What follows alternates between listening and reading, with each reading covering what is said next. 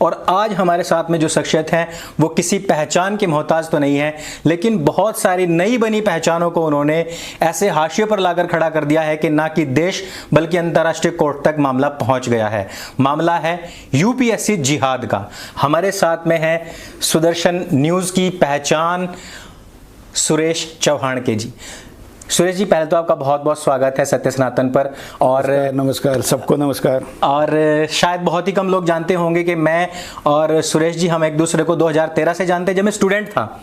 ABVP से हमारी बातचीत शुरू हुई और स्टूडेंट्स के ऊपर बहुत अच्छे स्पीच वहां पर गुरुकुल में सुरेश जी ने दिए थे। लेकिन मेरा सवाल यहीं से शुरू होगा सुरेश जी के स्टूडेंट तो सब बराबर होते हैं, आप भी हमेशा कहते हैं, लेकिन यहां पर आप छात्रों के प्रति ही यह जो पूरा का पूरा आपने प्रोग्राम चलाया है, इसको हम कैसे माने कि आपकी नज़र में सभी छात्र एक हैं अथवा नहीं? नहीं, सारे छात्र होने तो एक ही चाहिए जी, लेकिन छात्र के रूप में छात्र है क्या, ये भी तो पहचानना चाहिए ना। खास करके मिलावट का जमाना है जी। दूध मिलावट लीजिए, दूध को तो अमृत ही कहा जाता है। हाँ जी। लेकिन क्या सारा दूध अमृत होता है? नहीं, मिलावट होती है। तो छात्र छात्र है, लेकिन क्या छात्र में कुछ जिहादियों को डाला तो नहीं जा रहा है कि तुमको इस देश पे कब्जा करना है? और खास करके तब जब मेरे पास एक प्रेजेंटेशन का सबूत हो कि वहां लिखा हो कि 30 वर्षों में तुमको इस साउथ ब्लॉक पे कब्जा करना हो, तो उसको मैं छात्र कैसे कहूंगा? मैं तो इस देश पर हमला करने वाला आतताई कहूंगा। सुरेश जी, आपने जो भी कुछ अभी तक हमें बताया है उसमें बहुत सारे पॉइंट्स हैं। मैंने बहुत सारी प्रतिक्रियाएं देखी हैं, आपके जो वीडियोस चलते हैं उसके नीचे भी मैंने बहुत सारी प्रतिक्रियाएं देखी हैं और बहुत सारे लोग इससे स्वीकार्यता भी है उन लोगों की। लेकिन आप इस प्रोग्राम के माध्यम से युवाजनों को और जो माता पिता हैं उनको क्या बताना चाहते हैं, थोड़ा सा आप उसको ब्रीफ में बताइए। देखिए, मैं पहले तो युवा और माता पिता क्या पूरे देश के लिए चिंता का विषय, ये केवल किसी बच्चे की एग्जाम, उसका करियर यही तक सीमित नहीं है। हमारे आपके पुरखों ने जो बलिदान देकर हिंदुस्तान को तथाकथित, पूरी नहीं लेकिन जो भी थोड़ी बहुत आज़ादी दिलाई है, यह आज़ादी जिस लोकतंत्र ने बचा कर रखनी है, उस लोकतंत्र के 4 पिलर तैयार किए गए, 4 खंबे तैयार किए कि हाँ ये भवन सुरक्षित रहेगा। वो है एक मीडिया, दूसरा है जिसमें हम न्यायपालिका कहते हैं, मतलब खबर पालिका, न्यायपालिका, एक विधि पालिका, और आखिरी जो है वो कार्यपालिका। कार्यपालिका सबसे मजबूत है।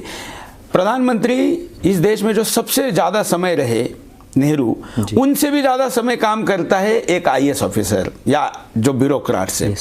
राजनीति की उम्र, मंत्री बनने की, रहने की एवरेज उम्र अगर हम पिछले 35 सालों में निकाले तो 6 साल है। लेकिन कोई जो ब्यूरोक्रेट बनेगा वो 35 से 40 साल रहेगा। वो ब्यूरोक्रेसी सबसे पावरफुल है। उस ब्यूरोक्रेसी में अगर कोई ये कहता है कि तुम इसमें मुसलमान बन के घुस जाओ, इस देश पे तुमको कब्जा करना है, तो ये तो बात किसी बच्चे की, उसकी करियर की, या किसी माँ की उसकी बेटे के लिए सपने की रही नहीं। ये हिंदुस्तान के सपने की है। आपके मेरे पुरखों ने बलिदान दिया, ये देश गुलाम बनाने की दिशा में जा रही षड्यंत्र की है। इसलिए ये सबने सुननी चाहिए। आपने जो बातें बताई हैं बहुत ही सरल भाषा में आपने सारी बातें रखी हैं, लेकिन हमको कौन से ऐसे उदाहरण मिलते हैं जिससे हमें पता लगता है कि ये ब्यूरोक्रेट्स जो हैं वो जिन संस्थानों के द्वारा यहाँ पर प्रायोजित करके प्लांट किए जा रहे हैं, उनके द्वारा भारत को कब कब क्या क्या क्षति हुई है? बिल्कुल, उस दिशा में जाने के पहले मुझे ऐसा लगता है कि उससे भी ज़्यादा ज़रूरी है कि लोग समझे क्योंकि मुद्दा क्या है। तो इसमें 2 एस्पेक्ट, एक है जिसको हम कहते हैं कंपटीशन, स्पर्धा, जिसमें सबको बराबरी का अधिकार होना चाहिए, वो नहीं है। जैसे उदाहरण के लिए जो हिंदू है उसके लिए भारत सरकार 1 रुपया नहीं देती, लेकिन अगर मुसलमान है तो उसको प्री एग्जाम, मतलब तैयारी के लिए भी लाख रुपए देती है। कुल 10 लाख रुपए से ज्यादा मुसलमान पे खर्चा करती है। और हिंदू को अपने माँ का मंगलसूत्र बेचना पड़ता है, पिता की प्रॉपर्टी गिरवी रखनी पड़ती है, दिल्ली में आके धक्के खाने पड़ते हैं, तब जाके वो आईएएस के लिए परीक्षा दे पाता है। पास होगा कि नहीं, बात की बात है। क्यों भाई, सरकार तो माए बाप है, क्यों भेदभाव कर रही है मुसलमान के साथ एक और हिंदू के साथ एक? 2 दोस्त अच्छे, एक मुसलमान एक हिंदू है, यही से भेद शुरू कर दिया आपने, और फिर कहते हो कि आप माहौल खराब कर रहे हो। तो पहला तो डिस्क्रिमिनेशन आप कर रहे हैं हिंदू मुसलमान पर, दूसरा डिस्क्रिमिनेशन आप कर रहे हो बाबा साहब अम्बेडकर के सपनों पर, उनके सिद्धांतों पर। इस देश के दलितों को रिजर्वेशन है और वो चल रहा है, हमें उस पर कोई आपत्ति नहीं। लेकिन हमारे दलित भाइयों के कोटे में अगर मुसलमान भी दलित बनकर, ओबीसी बनकर अगर एग्जाम दे रहा है, तो एक तरफ वो मुसलमान कहता है कि मैं किसी धर्म का हमारे धर्म में जाति नहीं, दूसरी तरफ परीक्षा देते समय वो जाति का रिजर्वेशन लेता है, वहां पर भी वो 60% कोटा कहा लेता है हिंदुओं का। ओबीसी उसको माना जाने के कारण उसको एग्जाम मिलने का मौका मिलता है 35 साल तक, हिंदू को 32 साल तक। उसको अटेम्प्ट करने का मौका मिलता है 9 बार, हिंदू को 6 बार। क्यों? एंट्रेंस के लिए उसको मार्क चाहिए कम, हिंदू को चाहिए ज्यादा। उसके बाद उर्दू का विषय आता है, तो उर्दू का पेपर बनाने वाला मुसलमान, उर्दू पेपर लिखने वाला मुसलमान, उर्दू पेपर चेक करने वाला मुसलमान। इसलिए उर्दू की भाषा में हिंदी, इंग्लिश या किसी भी भाषा से ज्यादा रिजल्ट है। जिस देश में उर्दू बोलने वाली की आइडेंटिटी इस्लाम से या मुसलमान से जुड़ी हुई हो, उस देश में इतनी बड़ी, और कितनी बड़ी, तो 140%, 140% ग्रोथ इसमें मानी गई है 2011 से लेके 20 को हम जब तक बात करें। तो माना जाए कि अगर मुसलमान होशियार हो गए भाई, और इसलिए कंपटीशन है और वो तो परीक्षा दे के पास हो रहे, तो भाई 140% की ग्रोथ मेडिकल में है क्या? डॉक्टर बन रहे, इंजीनियर में है क्या? बन रहे। तो किसी भी क्षेत्र में नहीं है, और यहाँ है। उस परीक्षा में जहां व्यक्ति के पास बहुत बड़ा नॉलेज होना चाहिए, वहां मदरसे में ग्रेजुएट किया हुआ आदमी भी आईएएस बन रहा है, जिसने जीवन में धार्मिक पुस्तकों के आगे कभी कुछ पढ़ा ही नहीं। तो आप क्या कर रहे हैं? ये तो बहुत बड़ी बात है ना। आप ऐसी जगह पर, तो ये मेरी आपत्ति है फॉर कंपटीशन। आपने पूछा राष्ट्रीय सुरक्षा, जी सबसे महत्वपूर्ण मुद्दा ये है, राष्ट्रीय सुरक्षा। मैं किसी को 4 रोजगार ज्यादा देने के तैयार हूं, किसी को 10-20 लाख करोड़ रुपए ज्यादा देने को तैयार हूं, लेकिन राष्ट्रीय सुरक्षा से समझौता नहीं करूंगा। इन लोगों को आईएएस बनाने का सबसे बड़ा फैक्ट्री कौन चला रहा है? प्रधानमंत्री मनमोहन सिंह का जो एचडी था जी, वो ज़कात फाउंडेशन चलाता है, और 40 मुसलमान चुनकर आते हैं यूपीएससी में, उसमें से 27 उसके पास से आते हैं। सोचिए, पूरे हिंदुस्तान से 18 लाख लोगों में से जो 40 लोग आते हैं, उनमें से 27 एक ऑर्गेनाइजेशन चाहते हैं। वो ऑर्गेनाइजेशन अल-कायदा के साथ, लादेन के साथ, बुखारी के साथ, बकारी क्या नाम उसका, आईएस के साथ जी, अमेरिकन मुस्लिम एड के साथ, पाकिस्तान आईएस के साथ अगर जुड़ा हुआ हो, और उसके मेरे पास बैंक स्टेटमेंट हो, भारत के कौन से बैंक में कौन से एनजीओ से पैसा आया, तो मैं क्यों ना बोलूं? ये मेरा इसके पीछे का सिद्धांत है कि मैं इसका विरोध करूंगा। और अंकुर जी, आप तो इतना इन लोगों को जानते हैं जी, अगर मेरे पास कोई ज्यादा मसाला नहीं होता ना, तो ये मेरे खिलाफ चिल्लाते ही नहीं। इनका इतना बड़ा चिल्लाना भारत से लेके अमेरिका और तुर्की तक, इट मीन्स कि मैंने सही नस दबाई है। यस। मतलब आपका कहना सीधे सीधे ये है कि जो मदरसा छाप और मदरसा ग्रेजुएट लोग हैं, ये अब आने वाले समय में भारत की अगर कमान संभालते हैं, तो एक बार फिर से मुगलिया काल आ सकने की संभावनाएं बनी हुई हैं। बिल्कुल। और दूसरी बात जो आपने बताई है कि इतना सारा कुछ ज़कात फाउंडेशन, अभी एक मैं प्रोग्राम देख रहा था, उसमें भी यही बताया गया था कि ज़कात फाउंडेशन रोहिंग्या और बांग्लादेशियों की बाकायदा यहाँ पर बस्तियां ऑफिशियली बस्तियां बसाई जा रही हैं। तो यह तो वास्तव में हमारे आसपास के क्षेत्रों, पूरे देश की सुरक्षा के लिए एक बहुत बड़ा खतरा है। क्या हम इसमें जो हामिद अंसारी, शाह फैजल, और अभी मैंने देखा एक लड़की का सिलेक्शन हुआ है कश्मीर से जो कि भारत के खिलाफ काफी बोल चुकी थी, तो क्या आपको लगता है कि इस तरीके के नमूने और ज्यादा पैदा हों? बहुत है, ऑलरेडी है। ओके, मैं अभी एक इसी में कार्यक्रम करने वाला हूं कि इनका प्रोडक्ट जो निकला वो क्या क्या तमाशा कर रहा है, ये भी दिखाने वाला हूं जी। केवल शाह फैजल नहीं है जो इनके यहां से निकला, उर्दू में ऑप्शनल लेके पेपर देके 1 नंबर पे आया, रिजर्वेशन लिया, और जो पुरोहित नाम का 2 नंबर का कैंडिडेट था, उससे कम मार्क्स होते हुए भी ये आगे निकल गया, रैंक 1 हो गया।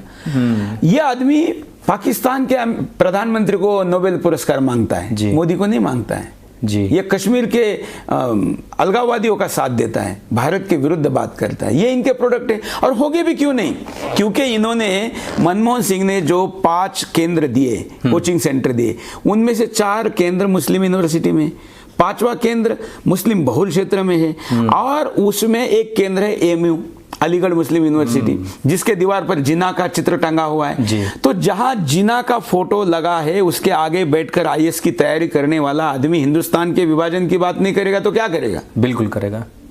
बस तो अभी जैसा कि आपने बताई है कि ये जो कार्यपालिका होती है इसके ऊपर पूरी तरीके से इन जिहादियों का कब्जा होता जा रहा है, तो क्या ये ऐसी बात नहीं है कि अगर हम ये देख रहे हैं एक तरफ के राष्ट्रवादी या सनातनवादी हिंदूवादी विचारधारा का विस्तार हो रहा है और आए चुनाव में हम इस बात को देखते भी हैं कि अब तो एक पार्टी ऐसी है जिसने कि मुस्लिम कैंडिडेट उतारना ही बंद कर दिए हैं, उनको भी पता है कि कौन हमारे जिताऊ हैं, लेकिन वो व्यक्ति 5 साल रहेगा, कोई विधायक हो एमपी हो 5 साल रहेगा। ये क्या पैरेलल दूसरी गवर्नमेंट बनाने के लिए जो कि 30-35 साल तक अबाध रूप से यहां पर अपनी सत्ता को चलाएगी, क्या आप उस तरफ इंगित करना चाहते हैं? आप पता है कितना बड़ा पावर है उनके पास जी। किसी भी राज्य का मुख्यमंत्री राज्य का सबसे बड़ा प्रमुख है जी, प्रधानमंत्री देश का प्रमुख है, वो भी आईएएस ऑफिसर को निकाल नहीं सकता, उसको सस्पेंड कर सकता है, ट्रांसफर कर सकता है जी। इतने मजबूत पोस्ट पर अगर कोई एजेंडे के साथ आता है तो विरोध तो होना चाहिए। एपीजे अब्दुल कलाम है तो सर पे बिठाएंगे, राष्ट्रपति बनाएंगे, लेकिन अगर एजेंडा लेकर आ रहे हो कि तुमको 35-30 साल में ये साउथ ब्लॉक पर कब्जा करना है, फोटो दिखाकर कहते हो कि आवर गर्ल्स एंड बॉयज, अरे आवर्स, पूरा हिंदुस्तान आवर्स नहीं है क्या? और हम तो ये मानते हैं ना कि कोई कलेक्टर बना, कलेक्टर छोड़ो, सरकारी चपरासी भी जाति धर्म का नहीं होना चाहिए, देश का होना चाहिए। तब आप कहते हो कि मुसलमान होना चाहिए, आप कहते हो मुसलमान होना चाहिए तो चलेगा, और मैं कहता हूं कि मुसलमान ज्यादा हो गए तो नहीं चलेगा। सुप्रीम कोर्ट से लेके सब जगह पर मिसलीड करें। अभी मैं सुप्रीम कोर्ट की कार्रवाई देख रहा था, मुझे पता नहीं उसको कोर्ट करना कितना कानूनी है क्या नहीं, लेकिन उस कार्रवाई में भी वकील साहब हमारे बारे में झूठ फैला रहे थे। तो जाकिर नाइक तो अभी खुले तौर पर कहा यही बात। जाकिर इसमें पार्टनर है। हाँ बिल्कुल, जाकिर का partner Zakat foundation of India international का डायरेक्टर है। और मैं भी देख रहा था एक कलीम सिद्दीकी जो कि हिंदुओं को अपनी विचारधारा के हिसाब से कोई व्यक्ति मानता ही नहीं है, जानवरों से भी बदतर मानता है, वो इसका सदस्य है जेडएफआई का। और ये लोग अपने बच्चों के अंदर वही विचारधारा प्रस्तुत नहीं करेंगे, वही प्लांट नहीं करेंगे तो क्या करेंगे? और वो कहता है मैंने 5 लाख हिंदुओं को मुसलमान कन्वर्ट किया है, जो कहता है। Yes, he is the mentor of IAS candidate. Yes, नहीं, आपका जो पूरा का पूरा मुहिम है ये बहुत बड़ी है, और मैं तो सत्य सनातन के ही नहीं बल्कि पूरे देश और विदेश में जहां तक भी हमारी आवाज पहुंच रही है सबसे मैं कहना चाहता हूं कि वो इस समय पर, खास तौर पर इस समय पर, क्योंकि सुरेश चौहान के जी अपनी कोई लड़ाई नहीं लड़ रहे हैं, उनके बच्चों का भविष्य मैं जहां तक सोचता हूं बहुत सुरक्षित है। वो हमारे और आपके जो बच्चे, आने वाली फसलें और नस्लें, उनके लिए लड़ाई लड़ रहे हैं। उनका तन मन धन से सहयोग करें, मैं तो इतनी यही अपील करना चाहता हूं। मेरा एक अंतिम आपसे सवाल है कि आप युवाओं से क्या कहना चाहते हैं, आपका क्या संदेश है? देखिए अंकुर जी और तमाम मित्रों, जिस भी देश को जिसने बचाया है उसका इतिहास निकालिए। मैं हिंदुस्तान की बात नहीं कर रहा हूँ, किसी भी देश का निकाले, युवाओं ने बचाया है। क्योंकि राष्ट्र के विकास के लिए तो उत्क्रांति चाहिए, लेकिन राष्ट्र को बचाने के लिए क्रांति चाहिए, और क्रांति युवा धमनियों में होती है, युवा जोश में होती है, युवा होश में होती है। इसलिए मैं इस देश के युवाओं को कहता हूं कि वैसे ही अधूरे आज़ादी हम जी रहे हैं, केवल राजनीतिक आज़ादी हमारे पास है, वो भी झुंड में पैदा होते हुए लोग अपने वोटिंग राइट से बदल रहे हैं। ऐसे में अगर लोकतंत्र में घुसकर कोई व्यवस्था को बदल रहा है, मालिक बनना चाह रहा है, वो अपने पीपीटी प्रेजेंटेशन को अपनी वेबसाइट पर ऑफिशियली डाल रहा है, फिर भी आप लोग चुप है और केवल अपने करियर की सोच रहे, तो आपसे, हमसे चुप रहने वाले से बड़ा पापी कोई नहीं है। और इसलिए ये वक्त न्यूट्रल रहने का, देखते रहने का, और देखिए कोई और करेगा हमें उससे क्या, ऐसा कहने का नहीं है, ये उतरने का है। शायद जब अंग्रेज एक फोर्स इस देश के खिलाफ थी, दुश्मन थी, तब हमारे लोगों ने इतना बलिदान दिया। इस वक्त हमारे खिलाफ फोर्सेस की संख्या बहुत ज़्यादा है, उनकी सैनिकों की संख्या ज़्यादा है। ऐसे में हमारे लोगों ने भी बड़ा बलिदान, बड़ा संघर्ष करने की तैयारी रखनी चाहिए। और इस चैनल के दर्शक सत्य सनातन के मैं जानता हूँ कि पक्के देशभक्त हैं, पक्के हिंदूवादी हैं, इसलिए मेरे आपसे विशेष अपेक्षा है कि इस शो को केवल दर्शक के रूप में मत देखिए, ये आपकी, हमारी समूची लड़ाई है। इस लड़ाई के ऊपर आप अपने फेसबुक पर जाए, व्हाट्सएप पर जाए, ट्विटर पे जाए, जितने भी आपके लोग हो, आप हमारा दोनों का केवल वीडियो शेयर मत करो, इसको करो, आप अपना वीडियो बनाओ, अपना वीडियो लोगों को दिखाओ और उसके द्वारा आप लोगों को समझाओ। ये मैं चाहता हूँ। साथ साथ में आप जब सुदर्शन के शो रोज रात 8 बजे आपके पास आएंगे, उसको लोगों को अवेयर करो। ये मेरी बेसिक बात है। बाकी मैं तो कितना भी टाइम देने के लिए तैयार हूँ इस चैनल के लिए, लेकिन आज सुप्रीम कोर्ट की सुनवाई थोड़ी देर बाद होने वाली है, फिर भी आप एक आध दो प्रश्न ले सकते हैं। हाँ, एक आपने लास्ट टाइम जब हम प्रोग्राम देख रहे थे तो आपने एक मुस्लिम ऐसे अधिकारी की बात की थी जिन्होंने प्रधानमंत्री नरेंद्र मोदी जी तक के जहाज की तलाशी ले ली थी। मैं चाहता हूं कि आप वो एक्सपीरियंस जो है उन समय का, उन लोगों का, वो जो खबर है जरूर हमारे दर्शकों को बताएं, क्योंकि इससे स्पष्ट पता लगता है कि जिस प्रधानमंत्री को पूरे विश्व का सबसे शक्तिशाली प्रधानमंत्री माना जाता है, उसको भी रोकने की ताकत एक ऐसे जिहादी आईएस में हो सकती है। और ऐसा शक्तिशाली कहने वालों में वो है, वो कहते हैं कि मोदी तो हिटलर है। यस। तो मोदी को वो हिटलर या हिटलर से भी बड़ा विश्व का सबसे दमनकारी प्रधानमंत्री कहते हैं। ऐसे प्रधानमंत्री का हवाई जहाज चेक, हेलीकॉप्टर चेक कौन करता है? एक ऑफिसर करता है। मतलब आप सोचो कि कितनी ताकत ब्यूरोक्रेसी में है।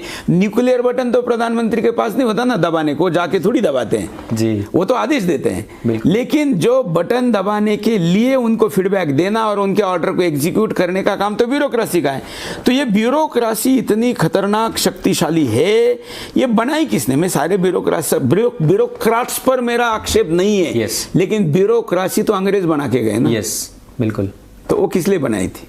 क्यों हमने बदलाव नहीं करना चाहिए? लोग कहते हैं यूपीएससी के खिलाफ बोल रहे, अभी जज साहब भी बोल रहे थे कि यूपीएससी के खिलाफ बोल रहे। अरे भाई, जिस देश के लोकतंत्र में राष्ट्रपति के ऊपर भी बोलने की छूट हो, वहां एक यूपीएससी, जो कि आपको पता है, दर्शकों को नहीं पता होगा, शायद आपको पता है कि नहीं मुझे पता नहीं, यूपीएससी किसी को ज्यादा मार्क्स मिलते हैं तो कम कर सकती, किसी को कम, मतलब पेपर में मार्क्स कम ज्यादा कर सकती है, करती है। जब सुप्रीम कोर्ट ने उनको पूछा, 2018 की बात है अभी, अच्छा, तो उन्होंने कहा कि ये हमारी इंटेलेक्चुअल प्रॉपर्टी है, हम आपको बता नहीं सकते कि हम क्यों कैसे करते हैं। तो जिस देश में सूचना के अधिकार पर पूरी ट्रांसपेरेंसी की बात हमारे देश के प्रधानमंत्री कर रहे हो, संसद की कार्रवाई लाइव हो रही हो, हमारे जजेस की कार्रवाई भी लाइव, अभी हम लाइव देख रहे थे, अभी थोड़े दिनों में वो अपना चैनल लाने वाले।